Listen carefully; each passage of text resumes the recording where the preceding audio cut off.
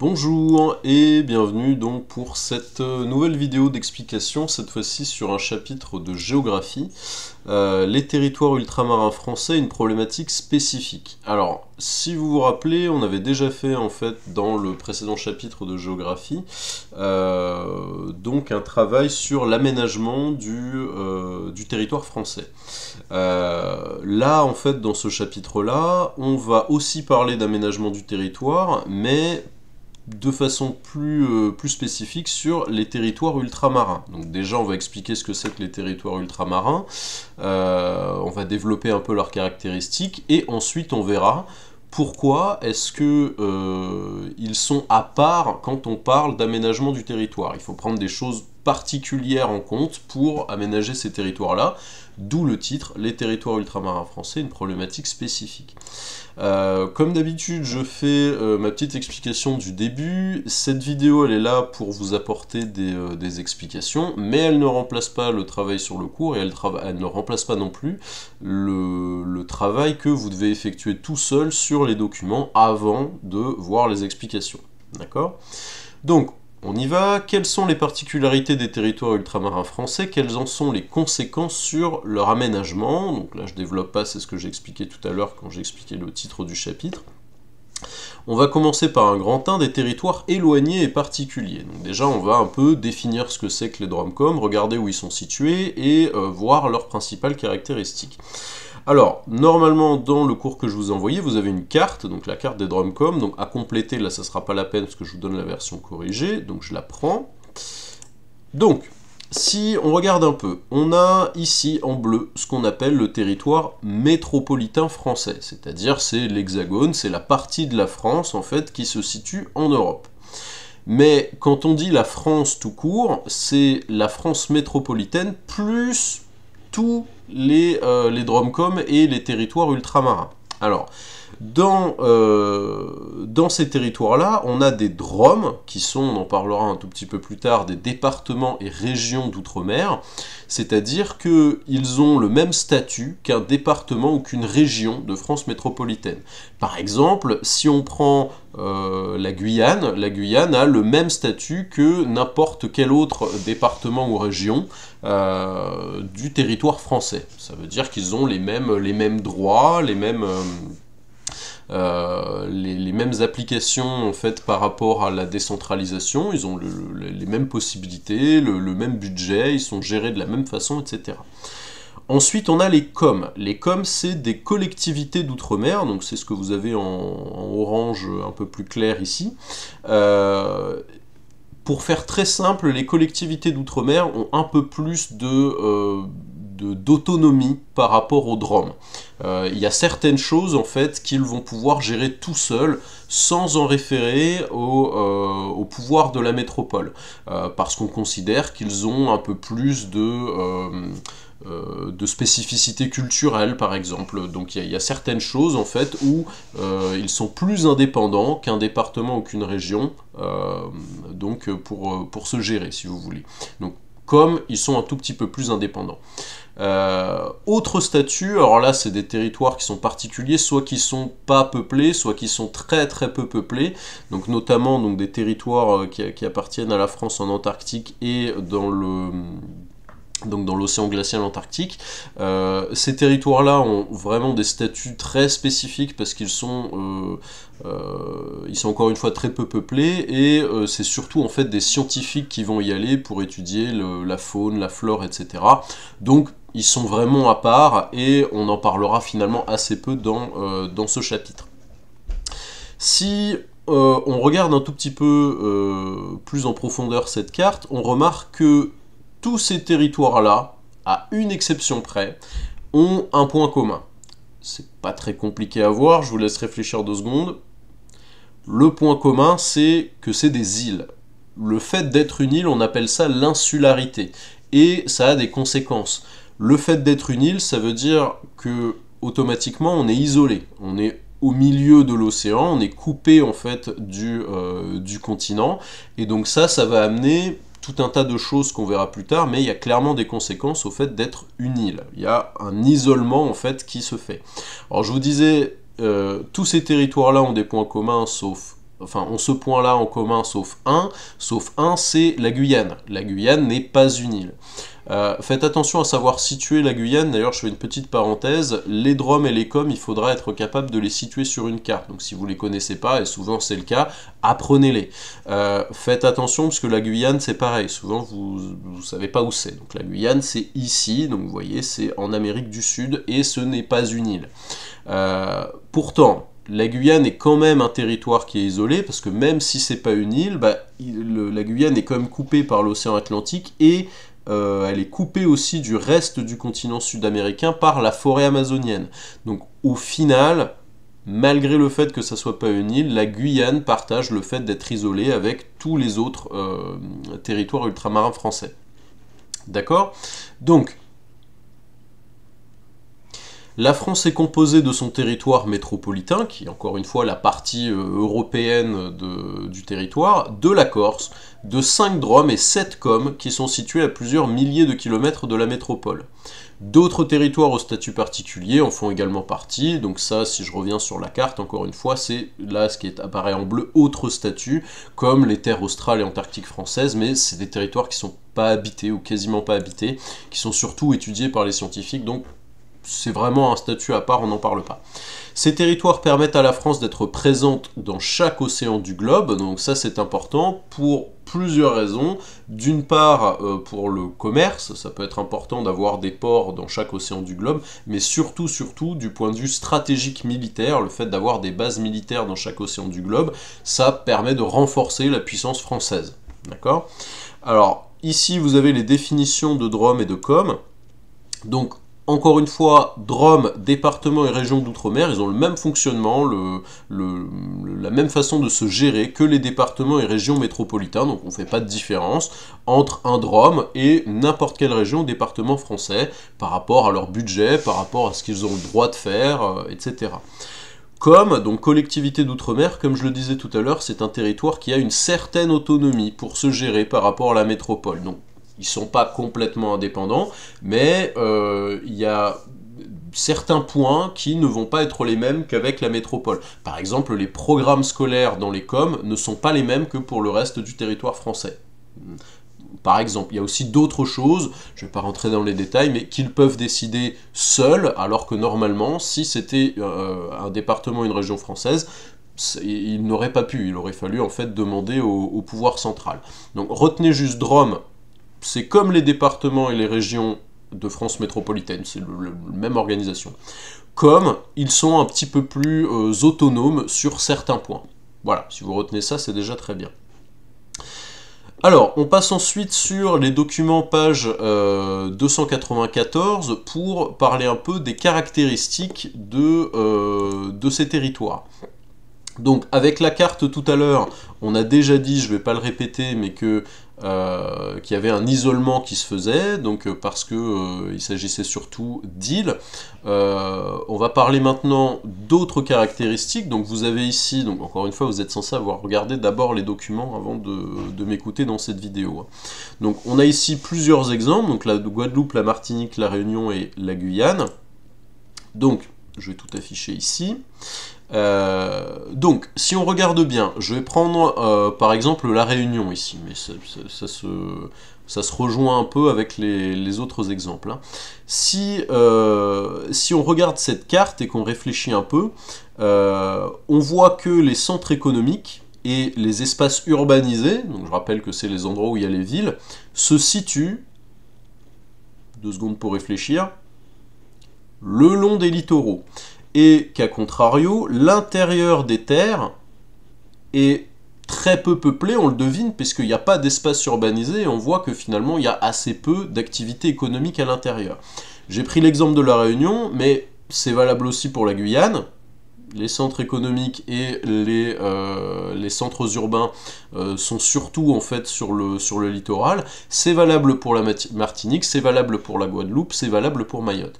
Donc, ça, c'est très important parce que l'aménagement du territoire, on en parlera dans la 3e partie du cours, va prendre ce fait en compte. La population et les activités économiques se concentrent sur les littoraux. D'accord ? La population et les activités économiques se concentrent sur les littoraux. À l'intérieur des terres, alors il n'y a pas forcément rien du tout, mais il y a beaucoup moins d'activités économiques et de population. D'accord ? Autre chose qu'on peut voir sur les cartes, donc tant qu'on y est, je vous le dis, on voit qu'à l'intérieur des terres, il y a beaucoup d'espaces naturels, donc des forêts, etc. On voit aussi que dans beaucoup de ces îles, il y a des volcans, et on voit en bleu ici les flèches qui nous montrent les alizés, qui sont des vents intertropicaux.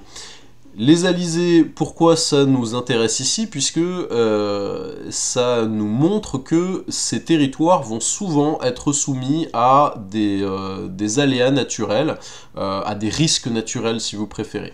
Il y a souvent des tempêtes qui peuvent les frapper, des tempêtes tropicales. On peut aussi avoir, on parlait des volcans tout à l'heure, des éruptions volcaniques. Donc ça aussi, ça va être quelque chose à prendre en compte. Il y a des risques naturels, en fonction du territoire plus ou moins fort, mais qui peuvent frapper ces territoires. Okay ? Donc, si on résume un peu tout ça, les territoires ultramarins ont en commun un grand éloignement de la métropole et l'insularité. Donc comme on l'a dit, ils se situent à des milliers de kilomètres de la métropole, de Paris si vous voulez, du gouvernement central. Donc ils sont loin, et l'insularité, encore une fois, c'est le fait d'être une île. Ils sont composés d'îles ou d'ensembles d'îles, sauf la Guyane, mais le territoire guyanais est lui aussi très isolé, vu que d'un côté il y a l'océan Atlantique, et de l'autre il y a la forêt amazonienne qui l'isole complètement du reste du continent américain. La plupart du territoire appartiennent à la zone intertropicale et sont soumis à des risques naturels, c'est ce que je vous expliquais à l'instant, tempêtes, cyclones, séismes, éruptions volcaniques, etc. Et donc ça peut avoir des conséquences importantes, des catastrophes naturelles, et c'est donc une contrainte importante de ces territoires-là. Donc, on fait un petit point à ce niveau-là du cours. Ces territoires-là ont beaucoup de contraintes. Une contrainte, c'est quelque chose qui complique la vie des hommes à un endroit. Ils sont isolés, ils sont loin de la métropole, et il y a beaucoup de contraintes liées aux risques naturels qui sont le volcanisme, les volcans, les tempêtes, etc. Donc pour le moment, on retient que c'est pas des territoires où il est forcément évident de vivre déjà et de développer des activités économiques. Néanmoins, on a dit, je reviens 30 secondes sur la carte pour illustrer mon propos, on a dit qu'il y avait beaucoup d'espaces qui étaient préservés, des espaces naturels, donc des montagnes, souvent volcaniques, des forêts, des mangroves, et je vais changer de document pour mieux illustrer encore. On a, je suis persuadé que vous connaissez tous ce genre de photos, on a des paysages qui sont souvent paradisiaques. Donc là c'est Bora Bora, donc en Polynésie française. Sur les littoraux, c'est les fameux décors de cartes postales avec les plages de sable blanc, les cocotiers, les lagunes donc qui sont d'un bleu translucide. Ça clairement c'est un énorme atout. Et un énorme atout surtout pour quelle activité économique ? Le tourisme, j'imagine que vous avez deviné. Donc, on tempère un tout petit peu notre propos ici. On a évidemment beaucoup de contraintes, on l'a dit, l'insularité, des risques naturels qui sont très présents, mais on a aussi des atouts non négligeables à faire valoir. Le fait déjà qu'on soit près de la mer, qui va avoir son utilité donc quand il va s'agir de faire du commerce, mais surtout, les atouts, ils sont surtout pour le tourisme. Donc les plages, les paysages, etc., tout ça, ça va être un atout à développer. Donc, tous ces territoires ultramarins abritent également une biodiversité exceptionnelle, donc des animaux, des plantes qui parfois sont endémiques, qui n'existent que là-bas, et souvent très préservés, en tout cas à l'intérieur des terres. Ceci, combiné à des paysages souvent paradisiaques sur les îles tropicales, constitue un atout important pour le développement du tourisme, qui est un secteur fondamental pour ces territoires. On va en parler un tout petit peu après, mais on aura l'occasion de beaucoup y revenir. Les territoires ultramarins basent la plupart de leur activité économique sur le tourisme. C'est vraiment l'activité économique principale là-bas. On passe au grand 2 maintenant. Comme d'habitude, je vous redis, ne faites pas tout en une seule fois. Là, si vous avez déjà travaillé la première partie de la vidéo, faites une pause et passez sur le grand 2, peut-être demain ou après-demain. Prenez votre temps, n'essayez pas de tout faire d'un coup, ça n'a pas d'intérêt. Donc, grand 2, la difficile intégration des territoires ultramarins dans leur espace régional. Alors, je vais déjà expliquer ce qu'on va faire là. On va parler des territoires ultramarins vis-à-vis en fait des autres territoires proches et pas forcément de la France. D'accord? Donc on va prendre les documents page 298-299, je pense qu'il y a une petite erreur. Donc j'avance un peu. Voilà. Donc on s'intéresse aux territoires ultramarins vis-à-vis de leurs voisins. En gros, quelles relations ont ces petits bouts de territoire français vis-à-vis des territoires qui sont le plus proches d'eux. Donc, on va commencer par regardez ce document. Ce document, c'est un peu comme une publicité, si vous voulez, pour la Guadeloupe, pour attirer des entreprises et des investisseurs. Donc on nous dit un hub portuaire d'envergure au cœur de la Caraïbe. L'idée ici, c'est de dire la Guadeloupe est très bien située, puisque, alors un hub en géographie, c'est un endroit d'où on peut facilement communiquer pour aller vers d'autres territoires, si vous voulez. Un hub, c'est quelque chose qui connecte des territoires.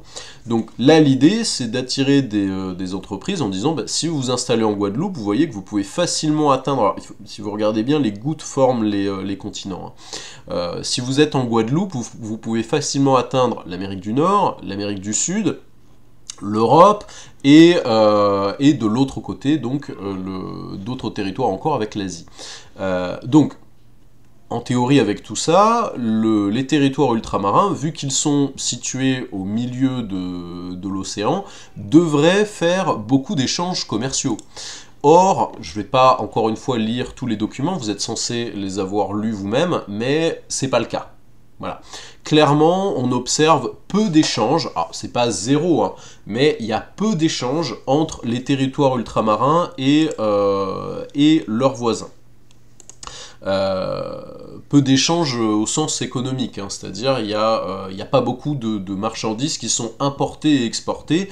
Par exemple là, si on prend l'exemple de la Guyane, il va y avoir assez peu de commerce entre la Guyane et les pays voisins. La Guyane française fait peu d'échanges avec le Suriname et le Brésil. Ça ne veut pas dire, encore une fois, qu'il n'y en a absolument aucun, mais c'est pas des montants qui sont significatifs. Dans tous les territoires ultramarins français, le partenaire commercial privilégié, ça reste la métropole. C'est-à-dire que ici, la Guyane, mais c'est valable aussi pour la Guadeloupe et la Martinique, vont surtout faire des échanges commerciaux avec la métropole française, avec la partie de la France qui est située en Europe, comme j'avais dit, et assez peu finalement avec ses voisins. Donc ça, c'est un problème et c'est quelque chose qu'on va chercher à développer, au contraire, à développer les échanges avec l'environnement régional. Ce qu'on observe aussi sur cette carte, c'est le développement donc, de la région. Si vous regardez bien, vous avez ici l'IDH, alors je vais faire une petite parenthèse pour rappeler ce que c'est que l'IDH, même si normalement vous avez vu ça en 5e. L'IDH, ça signifie indice de développement humain. En gros, c'est un indicateur géographique qui essaye de montrer en fait à quel point un pays est développé. Je ne vais pas rentrer dans les détails, il y a plusieurs choses qui rentrent en compte dans le calcul de l'IDH, mais c'est par exemple la richesse des habitants, le niveau de scolarité, est-ce que les habitants peuvent se soigner facilement, ce genre de choses. Donc, plus l'IDH est élevé, plus le pays est développé, plus le pays ou la région qu'on observe est développée. Regardons un peu là l'environnement en fait régional de la Guyane française, de la Guadeloupe et de la Martinique. On voit que l'IDH est très élevé pour la Guyane, la Guadeloupe et la Martinique. Pourquoi est-ce que cet IDH est très élevé? Alors évidemment, il y a beaucoup d'inégalités entre ces territoires-là et le territoire métropolitain français, mais il y a aussi les aides qui viennent de France. Ces territoires-là, ils sont aidés pour se développer, on en parlera tout à l'heure quand on verra donc les aménagements qui y sont faits, mais il y a des aides qui viennent de la France et qui viennent de l'Union européenne. Parenthèse, l'Union européenne va aussi aider ces territoires parce qu'ils font partie de la France, encore une fois, donc l'Union européenne les aide. Vu que ces territoires-là sont aidés, qu'il y a aussi des aides sociales, par exemple des allocations, etc., qui sont versées, le niveau de développement est bien plus élevé dans les territoires ultramarins français que dans beaucoup de régions qui sont frontalières. Par exemple, la Guyane est a un indice de développement humain beaucoup plus élevé que le Brésil. Ça va amener certaines choses, notamment, alors je l'avais vu sur la carte précédente, je vous le remontre, ça va amener des flux migratoires qu'on voit, 2 secondes, voilà, qu'on voit ici, donc avec la flèche orange-marron, là, courant migratoire. On voit que dans tous les territoires qui sont représentés ici, on a donc une immigration qui se fait, qui vient des pays voisins. Donc on ne va pas prendre 15 exemples, mais par exemple, si je reprends l'exemple de la Guyane ici, vous voyez qu'il y a des flèches, donc des migrants qui viennent du Suriname et du Brésil. Ces migrants, ils recherchent une meilleure qualité de vie, et vu qu'ils savent que dans ces territoires-là, il y a des aides de la France, des aménagements qui sont faits, etc., eh bien, ils vont migrer vers la Guyane. Donc, par exemple, on va avoir des Brésiliens qui viennent s'installer en Guyane, pour tout simplement chercher encore une fois une meilleure vie, parce qu'ils savent que ce territoire-là est plus développé que le leur. Donc c'est des territoires, les territoires ultramarins français sont attractifs pour les populations des pays voisins, parce qu'ils sont plus développés, parce qu'il y a plus d'aménagements qui sont faits à cet endroit-là, et qu'il y a aussi des aides, notamment sociales. Ok ? Donc, si on passe en revue le à retenir ici, le niveau de développement des territoires ultramarins est inférieur à celui des autres régions françaises et européennes. Alors, c'est vrai que ça, on l'a pas vu, je fais une petite pause donc pour rechercher le document, mais si je l'ai pas vu, je sais pas où c'est censé être. Ah bah vous l'avez pas, non, bah c'était pas un oubli de ma part, c'était juste que vous l'avez pas. Donc ça c'est quelque chose que je devais rajouter simplement à l'oral. Donc, je vais essayer d'aller doucement parce que là je viens de dire 2 choses qui peuvent avoir l'air contradictoires. J'ai dit que les territoires ultramarins français avaient un niveau de développement supérieur aux régions voisines, ce qui est vrai. Par contre, si on compare les territoires ultramarins français à la métropole, je l'ai dit, mais peut-être un peu vite, il y a quand même de fortes inégalités entre les régions de France métropolitaine et les territoires ultramarins. Le niveau de développement n'est clairement pas le même. Il y a beaucoup plus de pauvreté et l'industrie est beaucoup moins développée dans les territoires ultramarins français que dans la métropole. Même chose, le taux de chômage est souvent beaucoup plus élevé dans les territoires ultramarins français que dans les régions de métropole. Comme je le disais, ces territoires vont avoir des aides de la part du gouvernement français et de l'Union européenne pour se développer, et donc ils vont être attractifs pour les populations des États voisins qui sont d'un niveau de développement beaucoup plus faible. Donc ça va amener des flux migratoires, c'est ce que j'expliquais tout à l'heure. En clair, les populations des États voisins moins développés vont avoir tendance à immigrer vers les territoires ultramarins français pour chercher une meilleure qualité de vie. Bon là c'est ce que je viens d'expliquer. De manière générale, les territoires ultramarins français ne sont pas très bien intégrés, alors je vais revenir là-dessus, ne sont pas très bien intégrés à leur espace régional. Donc ça c'est ce que je vous expliquais au tout début. Il y a peu d'échanges commerciaux entre les DROMCOM et leurs voisins. Encore une fois, attention, ça ne veut pas dire qu'il n'y en a pas Il y en a, mais le volume est faible. Il y a très peu d'échanges donc significatifs, des importations, des exportations de marchandises entre par exemple la Guyane et le Brésil, comme je le disais. Ça, c'est clairement une faiblesse pour les territoires ultramarins français, c'est le fait qu'ils ne sont pas très bien intégrés dans leur espace régional. Quand un territoire a peu d'échanges avec les territoires voisins, on dit en géographie qu'il est peu intégré à son espace régional, et c'est le cas ici. D'accord ? On passe au grand 3. Encore une fois, faites une pause. La partie 2, il y a peu de choses en fait dans le à retenir, mais c'est des choses qui sont un peu compliquées. Donc faites une pause, prenez le temps en fait si besoin de vous repasser les explications, et passez au grand 3, encore une fois, demain ou après-demain, et étalez le cours sur une semaine. Grand 3, aménager ces territoires pour améliorer leur intégration et réduire les inégalités de développement. Donc dans cette troisième partie, on va parler plus spécifiquement de l'aménagement du territoire. Maintenant qu'on a vu en fait dans les deux premières parties ce que c'était que les DROMCOM et quelles sont leurs spécificités, on va voir comment la France, au sens le gouvernement, essaye de les aider à se développer. Donc, première sous-partie, des territoires inégalement mis en valeur. On va prendre le document 2, page 195, on va retomber sur des choses qu'on a déjà dites, mais c'est pas très grave. Donc, d'ailleurs, encore une fois, il y a une erreur, c'est pas page 195, c'est 295. Donc, petit rappel ici, on a dit que la population et les activités se concentraient sur les littoraux et que l'intérieur des terres était, de façon générale, beaucoup plus sauvage et donc c'est des espaces qui sont encore largement naturels, des forêts, etc.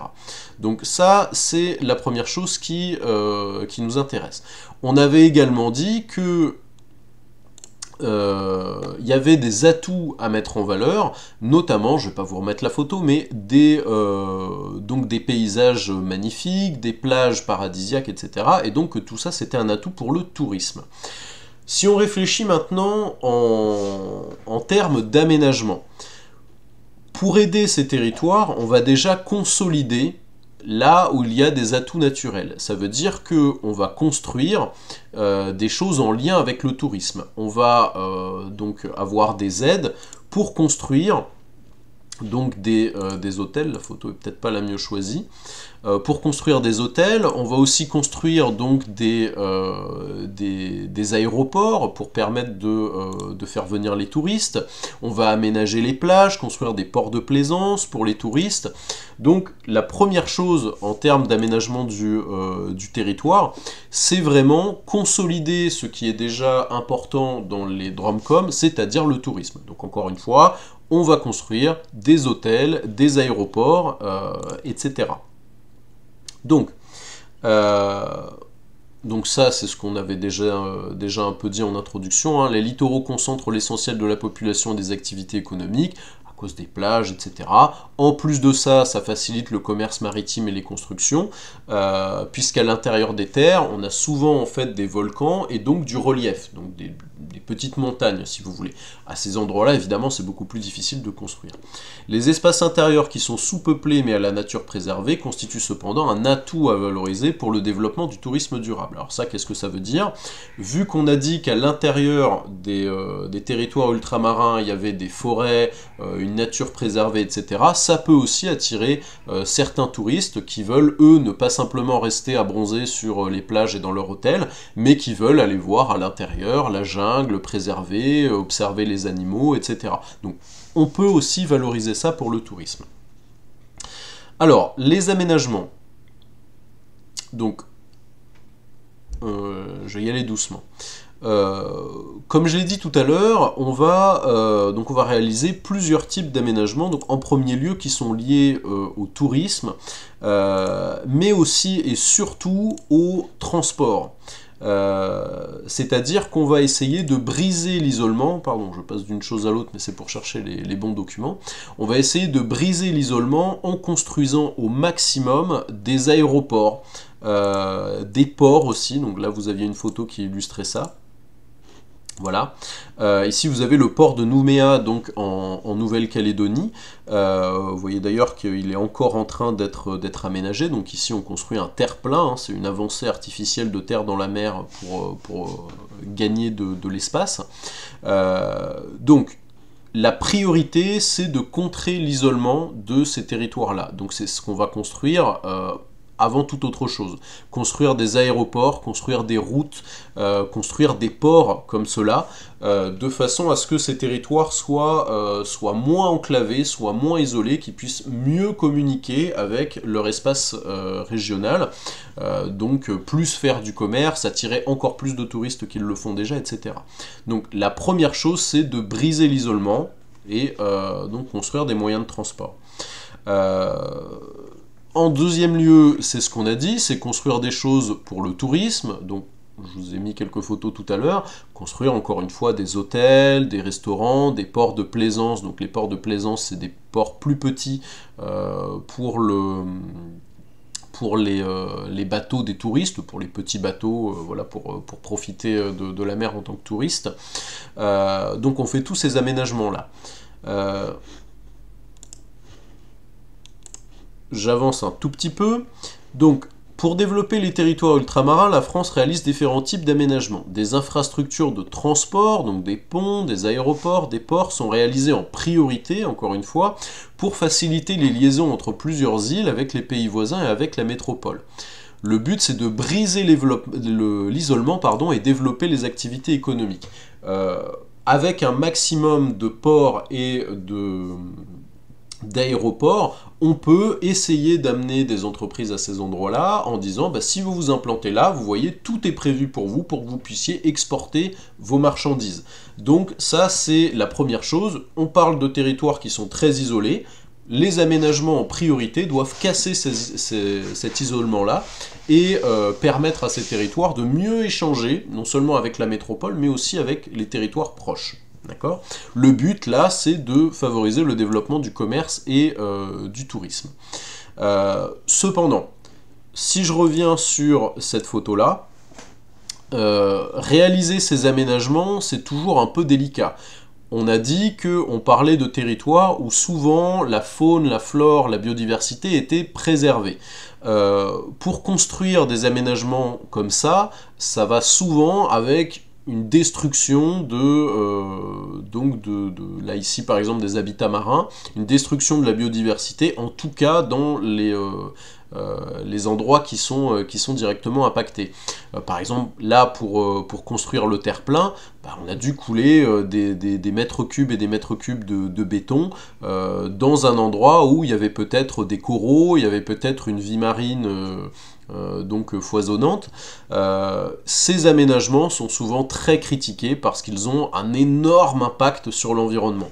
Donc aménager les territoires ultramarins français, c'est compliqué parce qu'encore une fois, on doit prendre beaucoup de choses en compte. D'un côté, c'est des territoires qui sont très isolés, et il faut qu'on brise cet isolement pour que le territoire puisse se développer.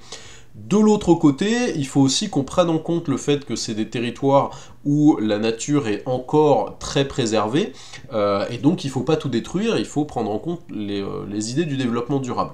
Donc il faut toujours jouer avec cette balance, construire oui, mais préserver aussi la nature, et c'est pas forcément évident, et souvent les aménagements sont très très critiqués. Un deuxième exemple, je l'avais tout à l'heure, avec... Voilà, c'est ça.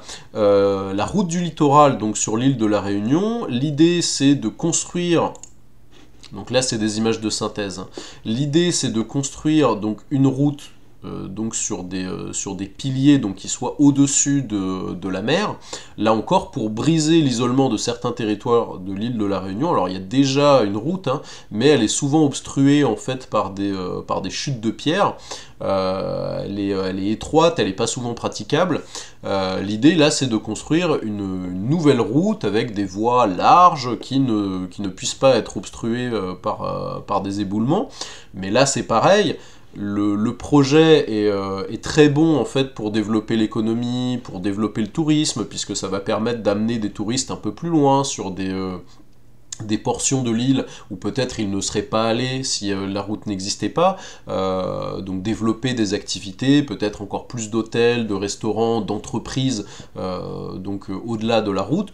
Mais là aussi, le problème, c'est que pour construire cette route, il faut verser des milliers et des milliers de litres de béton, donc sur des fonds marins, en fait, où on va détruire la vie marine, la biodiversité. Et donc ça va créer des conflits.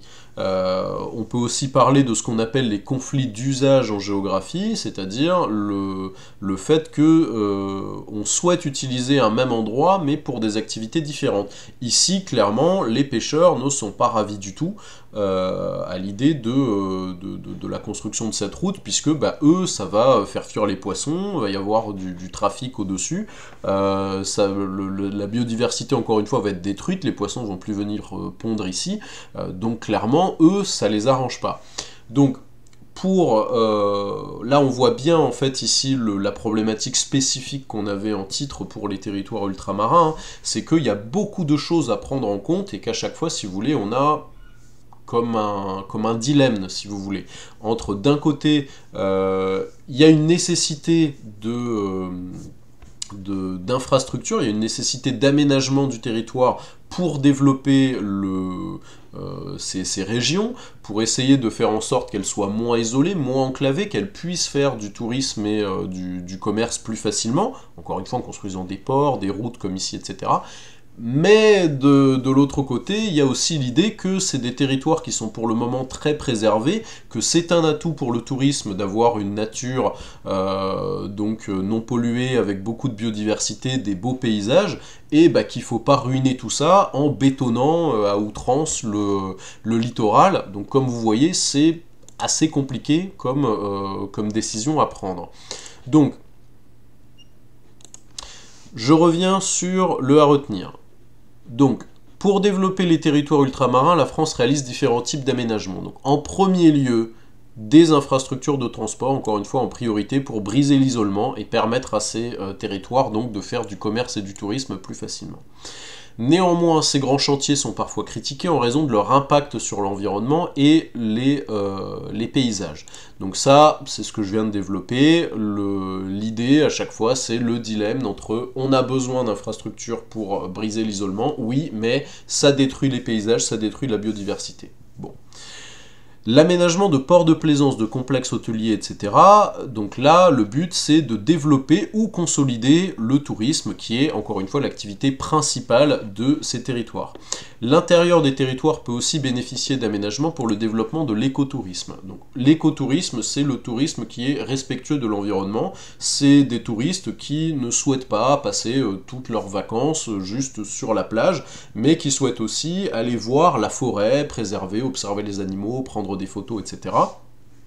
Et donc là aussi, on peut commencer à développer l'intérieur des territoires avec des hôtels qui sont plus seulement près de la plage, mais près de la lisière de la forêt, si vous voulez, ou aménager des chemins à l'intérieur de la forêt pour que les touristes puissent donc se déplacer, prendre des photos, etc.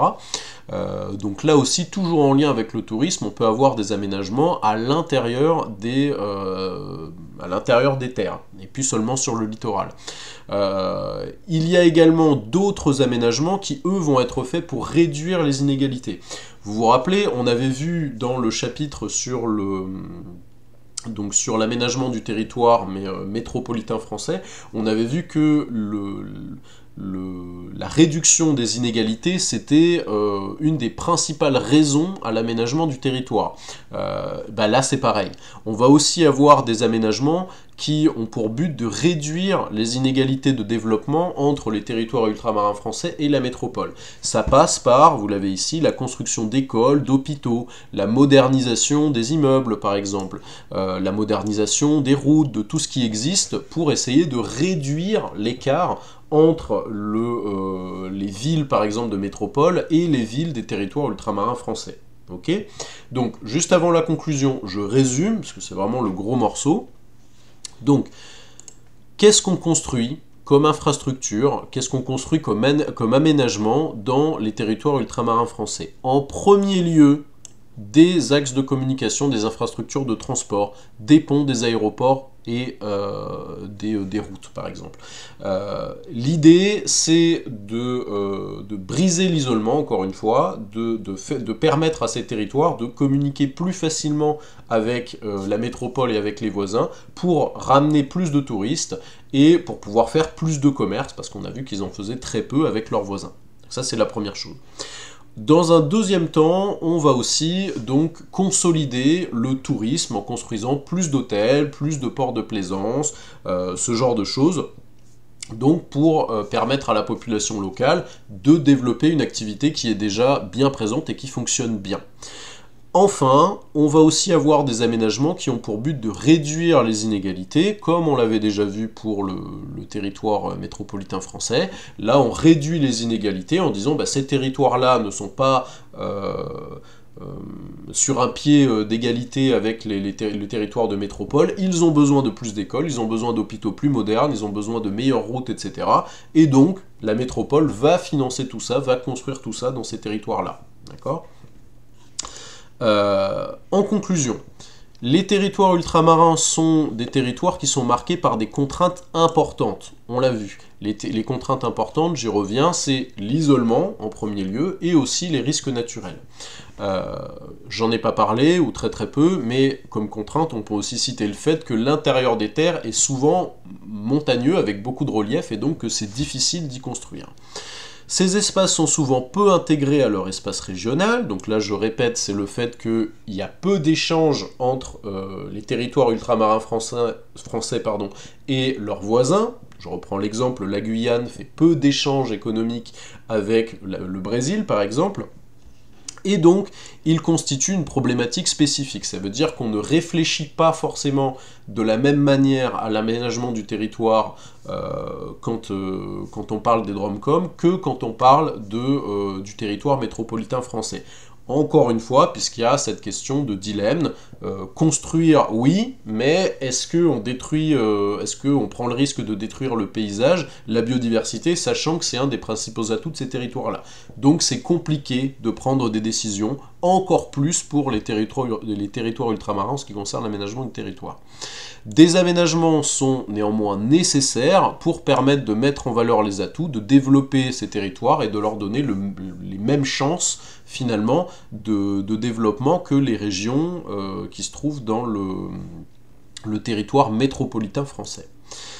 Voilà, donc on arrive au bout, j'espère avoir été assez clair et vous avoir permis de mieux comprendre ce chapitre.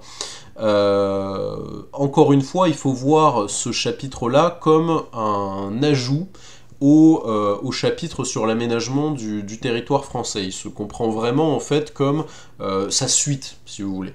Là, en fait, c'est l'idée de voir en fait les spécificités de l'aménagement du territoire français pour les territoires ultramarins français, les DROMCOM. Voilà. Donc, encore une fois, allez-y petit à petit. Je vous rappelle que la carte que je vous ai envoyée, donc celle-là, vous devez la connaître.